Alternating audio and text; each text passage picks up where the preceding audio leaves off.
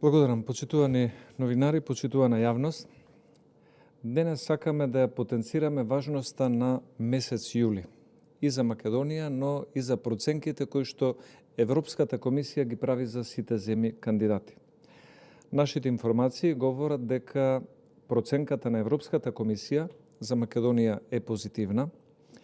заедно со Албанија и Црна Гора, додека другите земји кандидати од регионот имаат назадување, споредено со реформската агенда, односно планот за раст утврден од Европската комисија. Оваа потврда на Европската комисија дека Македонија ги спроведува реформите од реформската агенда е голем мотив да продолжиме и да го забрзаме овој пат. Но исто така, оваа потврда е демант на спиновите кои што ги шири Венко Филипче дека Македонија не исполнува реформски цели. Од тука би сакале да апелираме до председателот на СДСМ Филипче, барем овој месец јули да биде попрагматичен и да ги стави интересите на државата на прво место и да најде начин како да ги уважи и интересите на македонските граѓани во диаспората и реформската агенда која што заеднички е утврдена од многу политички актери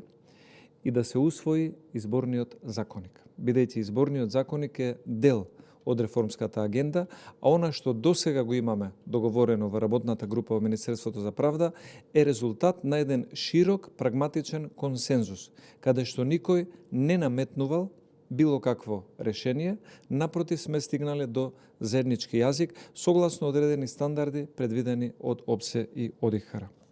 Исто така, ја поздравуваме заложбата на Европската комисија, исполнувањето на реформските цели да биде поврзано и со алокацијата или распределбата на средства за одредени земји кандидати. Во тој контекст очекуваме во текот на месец јули или крајот на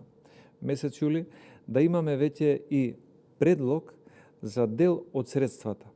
кои што припаѓаат на земји кандидати кои што заостануваат со реформските агенди, да бидат прераспределени кон земји кои што предничат во исполнувањето на реформскиот план, а тоа се Македонија, Албанија и Црна Гора. И на крајот би сакале да се заблагодариме